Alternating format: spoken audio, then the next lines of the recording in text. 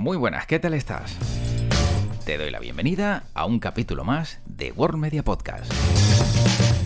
Encantado de saludarte, soy José Luis Martín y en esta ocasión vamos a charlar con una periodista que además es influencer y ha dado un giro a su vida.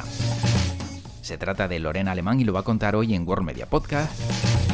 Y va a contar qué es lo que hace en redes sociales y dónde está la clave del éxito.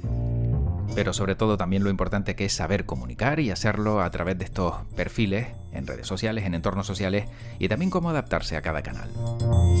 Una charla que te recomiendo, sobre todo, por la cercanía y simpatía de nuestra protagonista en el día de hoy en World Media Podcast.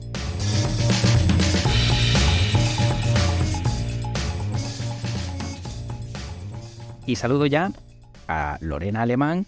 Ella es periodista e influencer. Lorena, ¿qué tal? ¿Cómo estás? ¿Qué tal? Muy bien. ¿Cómo están ustedes por ahí? Bien, encantado de saludarte y de hablar contigo porque desde hace un tiempo ya he visto el perfil de Lorena Alemán. Te veíamos también en el Carnaval de las Palmas de Gran Canaria, en la Gala Drag.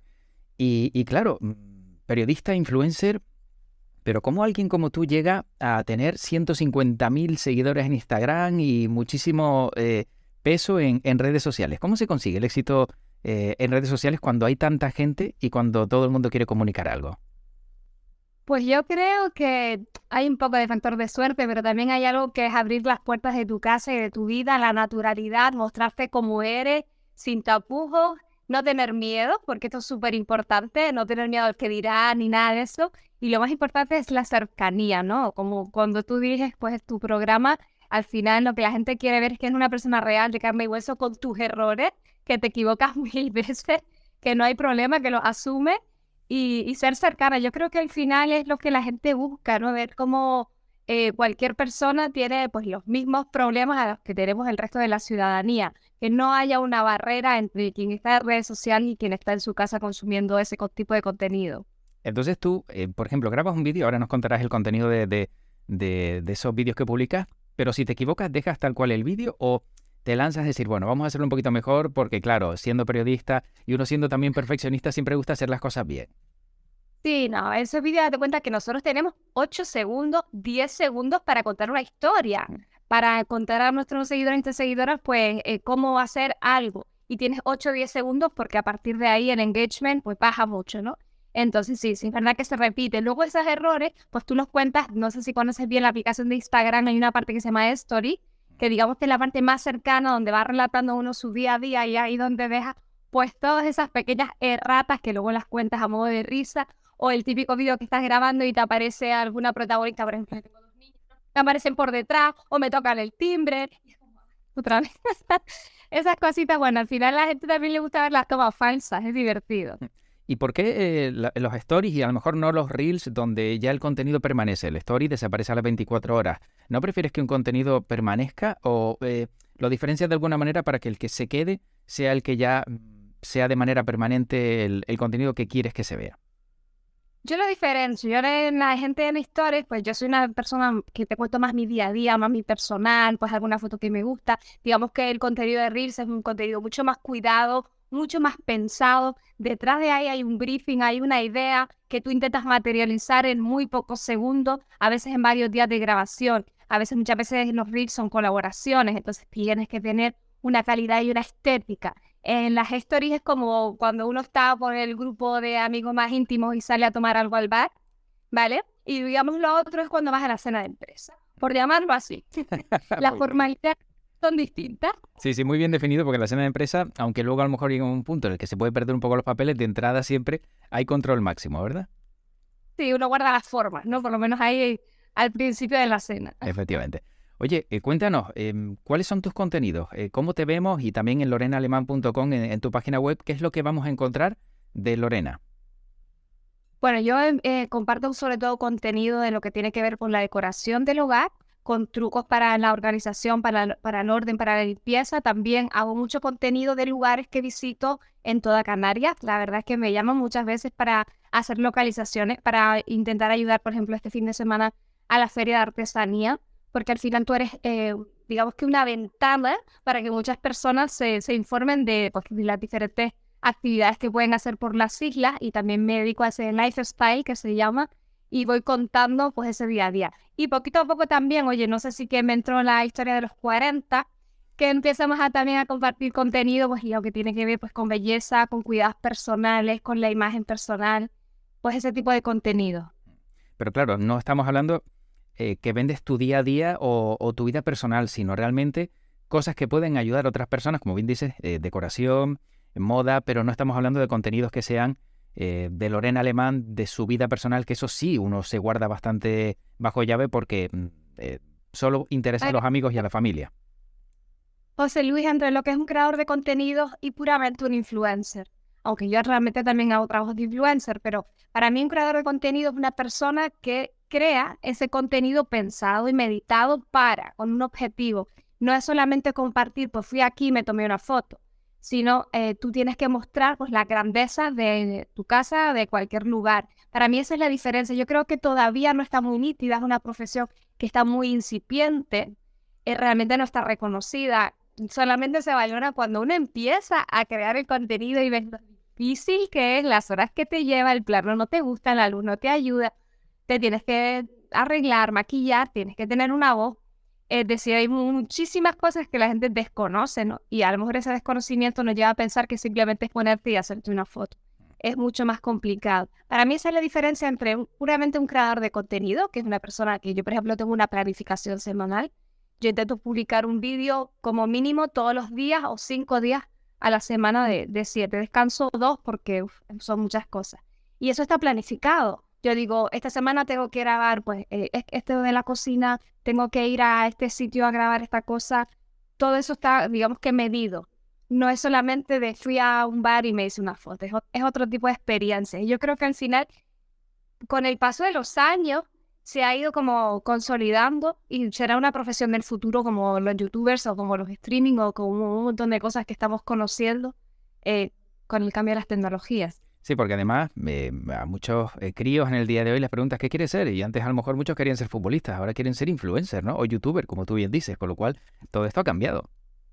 Muchísimo, muchísimo. Además es una profesión que es tan desconocida que es mucho más complicada. Pues tú lo sabrás porque hacer streaming no es tan sencillo. Se lleva una guionización tremenda, son horas. Sí. Y la gente se tiene que poner delante del micrófono y tú ahí a soltar. Y claro, eso te lo tienes que preparar. Yo, por ejemplo, para hablar de todos los domingos hacemos directo. Pues para hablar con una diseñadora de interiores, que por ejemplo entrevistamos hace un par de semanas a Natalia Zubizarreta, que es una de los números 1 en España, esa entrevista hay que prepararla. Tú para crear contenido debes informarte de reglas visuales. Pues todo eso lleva sus horas de trabajo, que yo creo que es la que la gente desconoce, ¿no? Esa parte de... Claro, si luego está el que dices tú, dice, bueno, abro el micro y venga, me pongo a hablar con un amigo o un conocido, que ya ahí se nota el contenido cuando es de calidad y cuando, vamos a decirlo así, de manera suave es mediocre, ¿no? Que ahí hay una diferencia. Y José Luis, de eso al final acabando, porque cuando se te acaban las amistades y las ideas... Claro, es verdad, se va acabando y luego, claro, cuando quieres acceder a un contenido de peso y esa persona observa lo que has hecho, a lo mejor se lo piensa 2 veces si no es de calidad. Lorena, el hecho de que seas periodista, a lo mejor hace que tengas pues más repercusión porque trabajas más todo esto que estamos hablando, el saber guionizar, el saber preguntar, el saber a quién dirigirte, ¿no? En temas determinados. Por supuesto, de la profesión al final es lo que me ha llevado a tener ciertas facilidades a la hora de crecer en redes sociales, ¿no? Tú sabes que nosotros vivimos de la comunicación y saber comunicar es la base. Y cuando tú realmente eres consciente de que todo en la vida es comunicación, para cualquier actividad, el otro día cuando estaba yo me invitaron a dar una charla sobre cómo emprender en femenino, las charlas que organizaron el Instituto Canario de Igualdad. Y yo les explicaba que lo más importante a la hora de emprender cualquier cosa es comunicar, lo que nosotras transmitimos. Entonces esas facilidades de comunicación, esos años de carrera y esos años por televisión, pues me han dado esa tranquilidad para poder enfrentarme a todos estos retos, porque cuando estamos en redes sociales lo que estamos haciendo continuamente es comunicando. Y hay veces que no es solo lo que se dice, sino lo que la gente entiende. Hay que tener mucho cuidado también por cómo hablamos y cómo comunicamos, ¿verdad? Sin duda. Sí. Lorena, claro, viendo que eres periodista, que eres influencer, que trabajas muy bien las redes sociales, ¿por qué no un periódico, televisión, radio, ahora lo que haces que es redes sociales? Bueno, mi trayectoria ha sido larga. Yo terminé hace bien, estaba contando ayer, ya unos cuantos años la carrera y trabajé durante muchos años, 15 años en radio y en prensa y en televisión. Pues yo pasé por Canarias 7 muchos años, fui directora de Canal 9 unos cuantos más y estuve casi 10 años de redactora jefa de informativos en Video Report Canarias para Televisión Canaria. Pero llegó la maternidad. Y tú lo sabes bien que ser periodista, yo era muy joven también, tenía hijas y yo dije que va, yo tengo que buscar una vía de escape que me permita conciliar como yo entiendo que debo conciliar. Pues yo dirigía el informativo de la noche, de las 8:30 de la noche. Eso me hacía que yo no viera a mi familia, porque por la mañana ellas están en el cole y yo por la tarde tenía que irme a trabajar. Entonces necesité, bueno, pues un plan B. Conseguí ese plan B con mucho esfuerzo, pero llegó el confinamiento. Yo ya había salido, digamos que de los medios, y me llegó el confinamiento. Y claro, me metí en un piso de 80 metros con una niña de unos meses y una niña de 2 años y mi chico. Y entonces ahí yo necesité de nuevo volver a contar historias, porque a mí lo que me gusta es hablar, es comunicar, es expresar. Y empecé a contar la mía. Fue a raíz de ahí cuando yo empiezo a contar mi historia metida en aquel piso de 80 metros durante 3 meses y medio en una página de Facebook que se llamaba Hogar en Cuarentena, que a la semana tenía 12.000 seguidores. Eso para mí fue como, wow, ¿y dónde salió esta gente? Y me escribían de todo el mundo. Entonces, mi hermana es periodista también en nuestra casa, pues somos o profes o periodistas, de ahí no salí. Me dijo, oye, ¿por qué no te das el salto a Instagram? Que es que ya eso del Facebook es de dinosaurios, Lorena. Y yo, pues mucho caso de mi hermana, que es más joven que yo, dije, bueno, pues voy a abrir una página de Instagram. En aquel tiempo, eso en el confinamiento, había estado escuchando yo la importancia de formalizar nuestro nombre. Entonces dije, ya no voy a hacer hogar en cuarentena, voy a hacer Lorena Alemán. Y por eso me puse mi nombre, que de hecho ahora, no sé si te has dado cuenta, estos últimos días he visto a un montón de personas, influencers o creadores de contenido, cambiándose esos nombres que se ponían a sus verdaderos nombres, porque al final tú te creas tu trabajo a partir de quién eres. Y ahí empezó Lorena Alemán y luego el confinamiento me hizo replantearme nuestro modo de vida, pasamos a una casa terrera y empecé a compartir el contenido sobre lo que me gustaba, que era decorar y enfrentarme a los retos decorativos. Y empezó a gustar, empezó a crecer, me llamaron una empresa, me llamó IKEA, me hizo embajadora, me llamó Leroy Merlin y a partir de ahí ha sido un montón de cosas. Qué bonito, ¿no? Sí, no, te iba a decir que qué bonito que de repente te das cuenta de que empiezas por una circunstancia, ¿no? Bueno, que como dices tú, te coge en casa, pues quiero hacer algo, quiero comunicar y luego ya todo eso va creciendo y hasta grandes marcas como IKEA o Leroy Merlin se fijan en ti y eso al final también es un subidón de adrenalina, ¿no? Totalmente. A mí cuando me llamó IKEA y me dijo que si quería ser su embajadora, yo te digo que yo no dormí. Porque claro, después de haber ido a IKEA, ustedes saben cuando se compra una casa, una reforma, que te pegas en IKEA en ese día así, yo también, y digo yo embajadora de IKEA yo. Y bueno, eso fue una noche sin dormir y a partir de ahí, pues mira, estuve hace poquito tiempo dando ya una charla sobre cómo decorar espacios y al final reconocen tu trabajo y es muy importante para mí que se reconozca, ¿no? Como el premio, por ejemplo, el premio que me otorgaron en noviembre como influencer en la categoría de decoración a nivel de Canarias, que para mí fue también pues un subidón de autoestima porque detrás de todas las horas de trabajo la gente lo reconocía, ¿no? Claro. Que había una planificación, que hay un horario, que hay trabajo. Y te das cuenta como de pasar de un informativo donde probablemente el 80% de las noticias no te agradaban, porque las cosas son así, ¿no? Cuando hablamos de un informativo casi siempre cosas buenas pocas se cuentan, a contar algo que con lo que disfrutas y que te gusta y que al final es tu medio de vida, ¿no? Esos giros de 180 grados muchas veces son fundamentales llevarlos a cabo y aunque den miedo, pues hay que lanzarse. Es que lo importante es ser feliz con lo que uno hace. Yo esto lo empecé como ocio, sigue siendo mi actividad de ocio principal, yo lo disfruto muchísimo y yo creo que cuando tú transmites con felicidad, con lo que tú haces, con esa tranquilidad, esa felicidad, al final la gente lo va captando. Pero es muy difícil en las redes sociales porque conseguir seguidores es muy complicado, monetizar la cuenta, eso ya podríamos hablar horas. No hay secretos, ¿no? La gente me pregunta, bueno, ¿y cómo lo hace? A mí me llega una multitud de preguntas, ¿no? Incluso hasta cuando doy charlas, oye, mira que yo quiero crecer en Instagram, ¿cómo lo hago? Y claro, detrás de ahí tú dices, bueno, lo primero es despojarse de los miedos, despojarse del qué dirán, creer en uno mismo. Y luego no hay otra fórmula que esfuerzo, esfuerzo, esfuerzo y constancia. Yo creo que es la fórmula para todo en la vida, el esfuerzo y la constancia. Y luego un día, un vídeo que tú no piensas que yo hice el primero que se me hizo viral, sentada ahí en el sofá, sin mucho aspaviento, y llega a más de 10 millones de visualizaciones. Te escriben desde China, Hong Kong, desde Latinoamérica, y tú dices, wow, y esto pasó desde el sofá de aquí detrás de mi casa. Es impresionante la magia que tiene, pues todo lo que tú haces también en directo, ¿no? Pues todos los canales que nos permiten comunicarnos entre las personas. Me has chafado la siguiente pregunta, te iba a decir cuál es el secreto, dónde está el punto de inflexión, porque yo he observado que los primeros vídeos, como tú decías, pues aparece, pues eso, 300 reproducciones, 1000, 2000, pero ya cuando llegas a un vídeo donde te aparecen 25.000 y otras 100.000 reproducciones, dices, bueno, ¿y qué ha pasado para que de un día para otro esto dé ese pelotazo? Mira, la cercanía para mí es súper importante, sentirte a gusto con lo que haces. Luego hay técnica, vamos a ver, tú tienes que analizar y conocer muy bien la aplicación.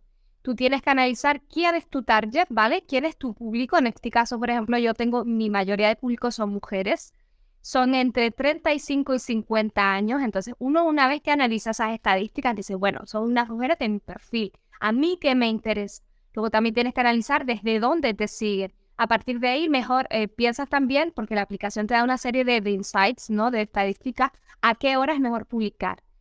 Tú tienes que analizar todo eso. No es lo mismo que tú publiques un vídeo a las 6 de la tarde que lo publicas a las 8 de la noche. Porque si mi público es entre 35 y 50 años, tú piensas, una mujer de esa edad a las 6 de la tarde o está dando merienda, o está trabajando, o está preparando uniformes. Es decir, pero no, a las 8:30, 9, ya cuando los peques se acuestan, ya coge el móvil, y es ahí cuando yo lanzo mi vídeo.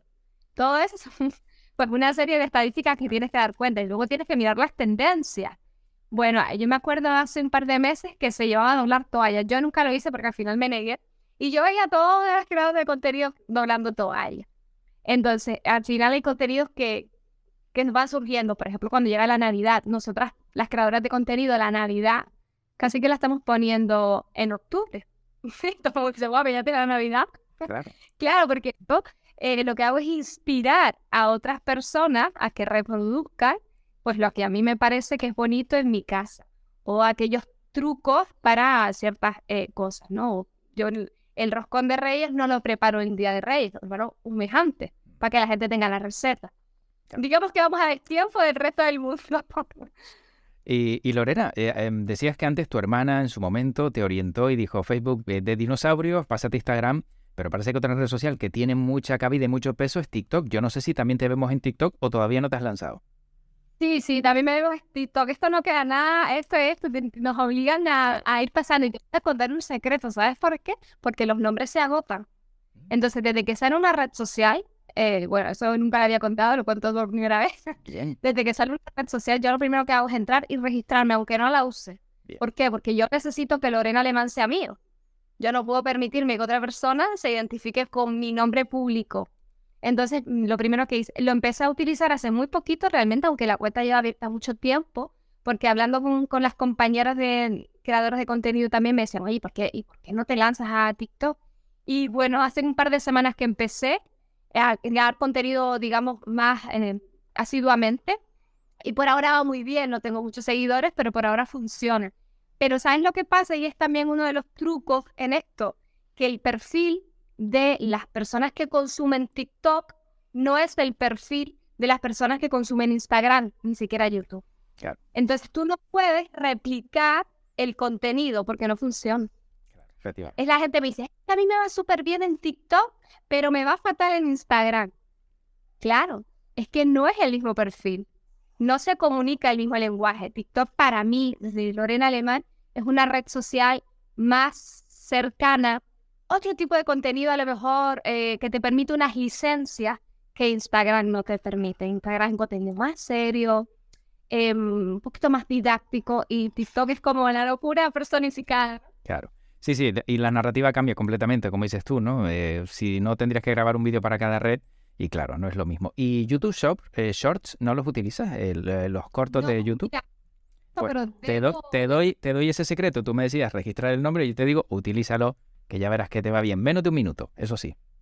vale, voy a tenerlo en cuenta porque al final tenemos un montón de vídeos, un montón de materiales que Claro. se quedan solo en una red y cuando el día que la red de esa se caiga, pues todo ese material donde va a quedar, ¿no? Hay que ser multiplataforma. Efectivamente. Oye, ¿y qué opinión te merecen aquellos que se lanzan a ser influencers, que no son periodistas, que no tienen a lo mejor detrás un respaldo y que en muchas ocasiones, para algunos, digamos, deterioran un poco la imagen del influencer? Véase, por ejemplo, personas que hablan de productos relacionados con la salud y que pueden estar incurriendo en una ilegalidad porque están haciendo recomendaciones que no deberían. Hay una línea muy fina también, ¿no?, entre lo que se puede y lo que se debe. Yo como influencer, para mí hay una responsabilidad muy grande cuando yo estoy detrás porque a mí me ven miles y miles de personas. Entonces yo lo que digo, lo que pienso, lo que publico, tiene para mí una responsabilidad social.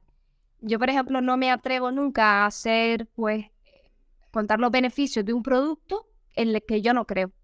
Por mucho que me digan, yo recuerdo, te puedo contar una anécdota, me llamó una empresa y me dice, te pago tanto dinero, te doy tantas cosas por tomarte estas pastillas y tú dices que tú tienes problemas de sueño. Yo dije, mira, es que yo no tengo problemas de sueño. No, no, pero ¿qué más te da, mujer? Todo el mundo tiene alguna vez problemas de sueño. Y digo, no, no, no, yo duermo perfectamente. Yo no voy a cruzar esa línea. No me interesa este tipo de colaboración. Entonces, yo sí pienso que todas las personas tenemos una responsabilidad con lo que decimos, con lo que hacemos cuando lo mostramos públicamente. Eso no quita para que luego haya haters en todas partes. Yo te puedo contar una herida, ¿no? Que de esos primeros haters salió el tema del volcán de La Palma. Y claro, yo había dejado la tele hacía muy poco, entonces yo sentía que yo tenía que estar en la redacción, no en mi casa consumiendo la tele, sino trabajando porque yo sabía que los compañeros y las compañeras necesitaban ayuda. Y entonces me hice una foto en el salón viendo la tele con texto diciendo enhorabuena a todo el equipo de la televisión canaria por el trabajo y la radio que están haciendo. Pero la gente que no lee, pues ya me escribieron, te estás sacando beneficio del volcán de La Palma, es que no tienes corazón. Y yo dije, wow.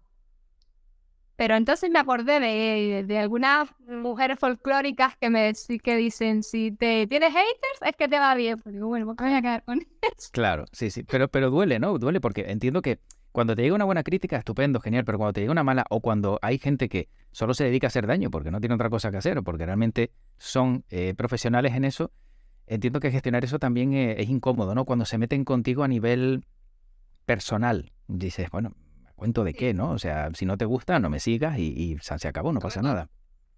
Mira, yo creo que al final es como te lo tomes, a mí me ayuda a trabajar en mí, a trabajar conmigo, mi ego, porque al final es una cuestión de ego herido. Entonces...